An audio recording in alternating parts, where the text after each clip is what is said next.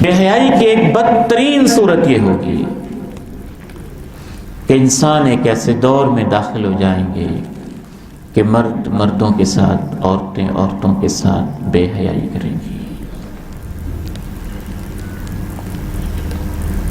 جناب انس رضی اللہ تعالی عنہ ارشاد فرماتے ہیں، رسول اللہ صلی اللہ علیہ وسلم نے ارشاد فرمایا، اذا استحلت امتی خمسا فعلیہم الدماء، جب میری امت 5 چیزوں میں مبتلا ہو جائے تو تباہی ان کا مقدر ہو جائے گی۔ اذا ظہر التلاعن، جب وہ لانتے بہت کرنے لگے ہیں۔ میں تو یہ حدیث پڑھتا ہوں تو میرا ذہن سب سے پہلے ان لوگوں کی طرف جاتا ہے جو صحابہ پر نعوذ باللہ زبان لان اور زبان تان دراز کرتے ہیں، اور ان لوگوں کا بے حیائی کو پھیلانے میں ایک بنیادی کردار ہوتا ہے۔ وَشَرِبُ الْخُمُورِ، وہ شرابیں پئیں گے، وَلَبِسُ الْحَرِيرِ، ریشم کے لباس پہنیں گے،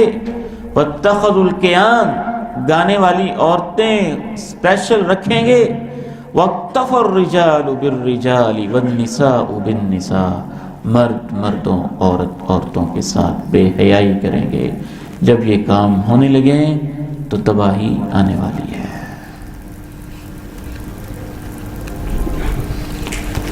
ہم جنس پرستی کے لیے بہت سارے ممالک میں باقاعدہ قانون سازی ہو چکی ہے،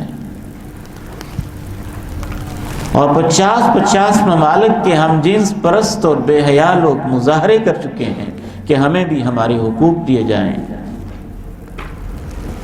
اور ان کے ایک کانفرنس کے اندر ایک نام نہاد مسلمان بھی شرکت کر چکا ہے، اور وہ مسلمان یہ کہہ چکا ہے کہ ہم نے اتنی محنت کر لی ہے کہ اب بعض مسلم ممالک کے اندر بھی ہومو سیکسول جو ریلیشنز ہیں اس حوالے سے کچھ باتیں ہونے لگی ہیں، اور ہم چاہتے ہیں کہ جو سختی اور تشدد اور شدت ہے اس حوالے سے، اس میں مسلمانوں کو چاہیے کچھ تحمل اور برداشت پیدا کریں۔ آپ علیہ الصلاۃ والسلام نے قیامت سے پہلے جو علامات بتائیں ان میں ایک اور علامت سود کا عام ہو جانا ہے۔ رسول اللہ صلی اللہ علیہ وسلم ارشاد فرماتے ہیں، بین یدی الساعہ یظہر الربا، قیامت سے پہلے سود غالب آ جائے گا، عام ہو جائے گا۔ سنن ابی داؤد کی ایک ضعیف روایت میں جس کا معنی بالکل بجا اور اس دور میں پورا ہو چکا ہے، یہ بھی روایت کیا گیا ہے کہ اگر کوئی شخص، سب سود پہ لگ جائیں گے، اگر کوئی سود سے بچا بھی ہوگا تو اس کو سود کا دھواں تو ضرور ہوگا، دھواں ملتا رہے گا۔ آپ گویا کہ اس میں اس روایت میں تشبیہ دی گئی نا اس کو، ایسے جیسے آپ آگ کے اوپر کوئی چیز رکھیں تو کچھ لوگ تو وہ وہاں سے ڈائریکٹ کھا پی رہے ہیں، اور جو نہیں کھا پی رہے وہ دھواں اٹھ رہا ہے، اس سے بخارات اٹھ رہے ہیں، اور جو وہاں موجود ہیں ان کے ناکوں تک پہنچ رہے ہیں۔ ہم اس دور کے اندر جی رہے ہیں۔ پورے کا پورا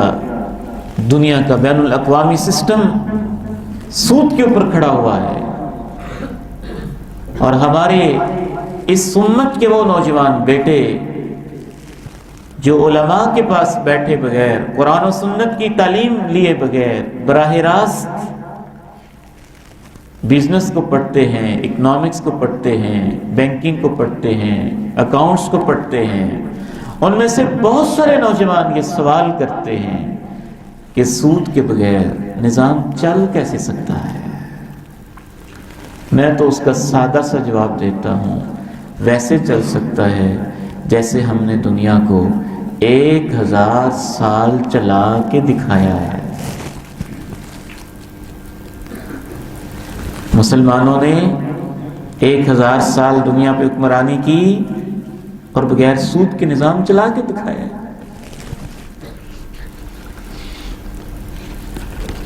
یہ اللہ سے جنگ ہے اور یہ سر عام ہوگی۔ سب سے زیادہ سود خور یہودی ہیں، اور ان کے اپنے مذہب میں سود سختی سے حرام ہے۔ یہودی علماء نے یہاں تک کہا،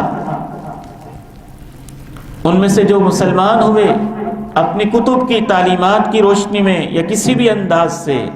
حضرت عبداللہ ابن سلام کہتے ہیں جو سابق یہودی تھے اور بڑے عظیم مسلمان تھے، الربا 72 بابا، سود کی 70 سے اوپر 72 قسمیں ہیں، وَأَدْنَا فُجْرِهِ مِثْلُ أَن يَقَعَ الرَّجُلُ عَلَى أُمِّهِ، اور سب سے چھوٹی قسم کا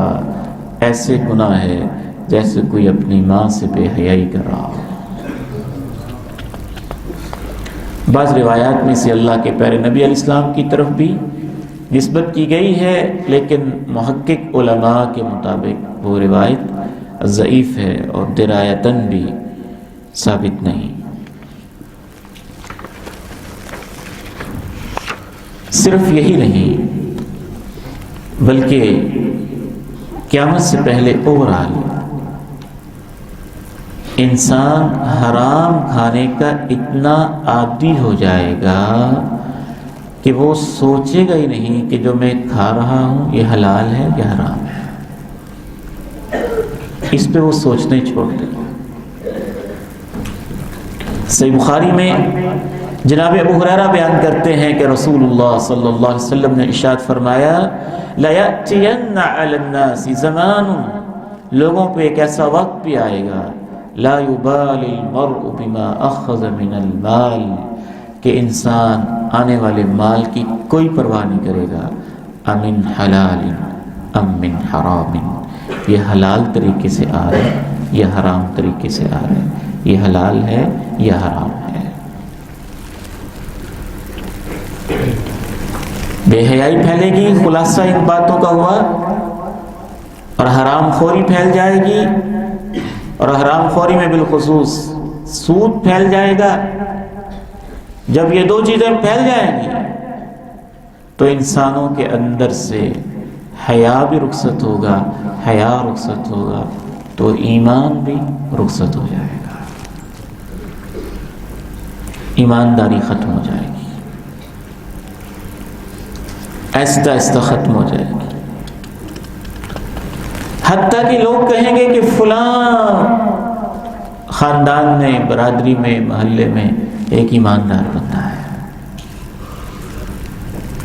خرید و فروخت میں ایمانداری، باقی چیزوں کے اندر ایمانداری ختم ہو جائے گی۔ جناب عبداللہ بن مسعود رضی اللہ تعالی عنہما ارشاد فرماتے ہیں، ان اول ما تفقدون من دینکم الامانہ وآخر ما یبقى الصلاة، دین کی چیزوں میں سب سے پہلی جو چیز ختم ہوگی وہ ایمانداری اور امانت داری ہے، اور سب سے آخری چیز جو ختم ہوگی وہ نماز ہے۔